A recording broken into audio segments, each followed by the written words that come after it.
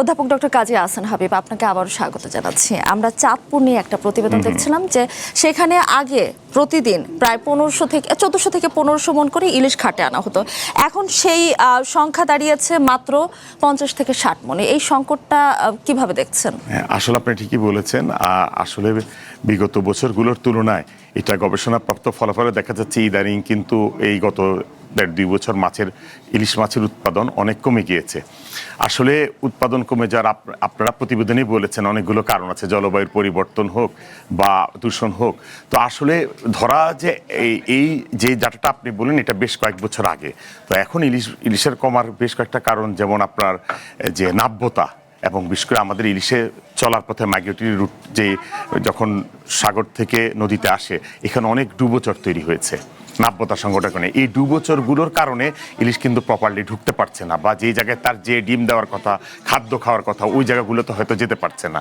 এবং একই সাথে দূষণ কিন্তু আরেকটা অন্যতম, আমি মনে করছি দূষণ আরেকটা প্রধানতম কারণ। এই দূষণের কারণে প্রপার খাদ্য তৈরি হচ্ছে না, যার ফলে যে চাঁদপুরের যে ইলিশটা, এগুলো মেনলি মেঘনার নদীর আশেপাশে বা নদীর ভিতরের ইলিশগুলো এখানে বেশি আসে। এখানকার যারা জেলেরা ধরে তার পর্যাপ্ত ইলিশ পাচ্ছে না। তো এই জন্য এই বিষয়গুলোতে আমাদের যে দূষণ, এবং আবার সে সাথে কোনো জায়গায় অযাচিতভাবে আপনার বালু উত্তোলন করছে, তারপরে একটা ইলিশের যে পরিবেশটা, যে পরিবেশে সে থাকে তার সে প্রপার পরিবেশটা হারাচ্ছে। সব মিলিয়ে আসলে ইলিশের উৎপাদনটা কমে গিয়েছে। একই সাথে জাটকা ধরার যে জাটকার মৌসুম, বিশেষ করে মানে মার্চ এপ্রিল মাসে প্রচুর অনেক জায়গায় জাটকা ধরা পড়ে। তো সব মিলিয়ে কিন্তু আসলে যে আমি আপনার কথা থেকে যেটুকু বুঝলাম যে ইলিশ তার গতিপথ পরিবর্তন করছে, কিন্তু আমরা তো সবসময় ইলিশ নিয়ে গর্ব করে থাকি। ইলিশ এই গতিপথ পরিবর্তন করার কারণে আমরা কি ইলিশ হারাতে যাচ্ছি? সেটা কি ভারত বা মিয়ানমারের দিকে চলে যাচ্ছে? জি, আপনি ঠিকই একটি ভালো প্রশ্ন করেছেন। আমার একটা গবেষণায় দেখা গিয়েছে যে ইলিশ, আমাদের যে ইলিশ তার সাথে মিয়ানমারের ইলিশের তারা একে অপরের আত্মীয়। তো মিয়ানমারের কিন্তু রিসোর্সের যে এক্সট্রাকশন, সেটা আমাদের তুলনায় আমরা যেটা দেখি বইপত্রে যে ওদের পরিবেশটা অনেক ভালো। তো ইলিশ করবে কি, সে কিন্তু তার জেনারেশনকে রক্ষা করতে চাইবে, তার প্রজন্মকে রক্ষা করতে চাইবে। সে যদি আমাদের এই মেঘনা অববাহিকা এবং তার ভিতর দিয়ে পদ্মায় যে উঠে যায়, আমাদের এইসব নদীতে যদি সে পরিবেশ খুঁজে না পায়, তাহলে সে মিয়ানমারের দিকে চলে যাবে। অথবা ভারতেও কিন্তু ইলিশ আপনার ওদের যে নদীতে আছে সেখানেও ডিম দেয়, কিছু তো বাংলাদেশের মতো না, সেদিকেও সরে যেতে পারে। এটার যথেষ্ট সুযোগ আছে। এই জন্য এখনই ইলিশটাকে আমাদেরকে রক্ষা করার জন্য একই সাথে গবেষণা প্রয়োজন।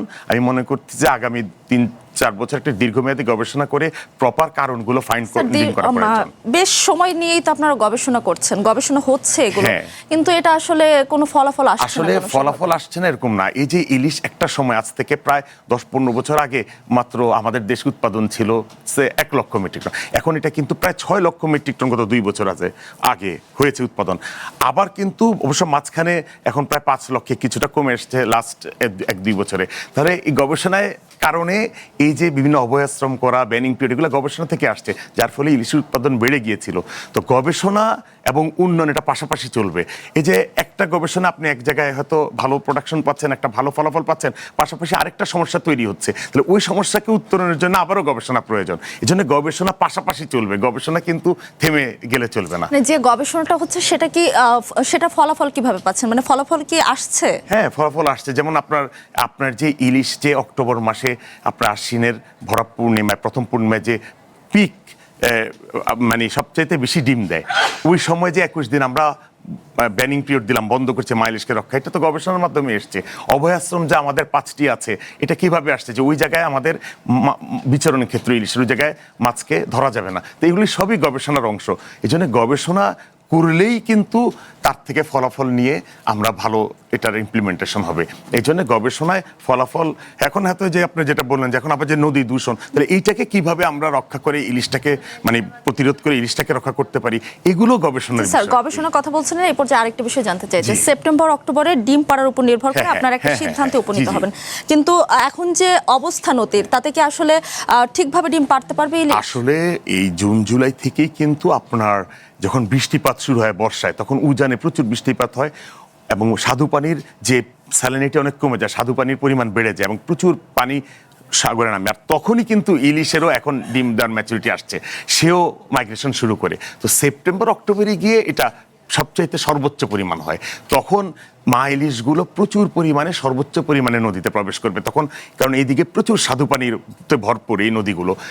এই জন্যে এখন আমাদের এখন হয়তো কম পাওয়া যাচ্ছে, হয়তো আশা করা যাচ্ছে 2-3 মাস পরে সেপ্টেম্বর অক্টোবরের দিকে বাড়বে, তখনই কিন্তু আমরা প্রধান গণনাগুলো অথবা সেখানে কি পরিমাণে ইলিশ ঢুকছে, কি পরিমাণ ডিম দিচ্ছে, কতটুকু ডিম টিকে আছে, ওই সময় পানির গুণাগুণটা কি, সেটা কি ডিম রক্ষা করার মানে রক্ষা হবে কিনা, ওই সময় কিন্তু বেশি আমাদের এই উপাত্তগুলো নেওয়া হয় এবং গবেষণা করা হয়। এই জন্য বলা হচ্ছে পরবর্তী পরিস্থিতি কেমন হবে সেটার জন্য আমাদেরকে এখন সেপ্টেম্বর থেকে অক্টোবর পর্যন্ত ওই সময় একটা ভালো ডাটা স্যার আমি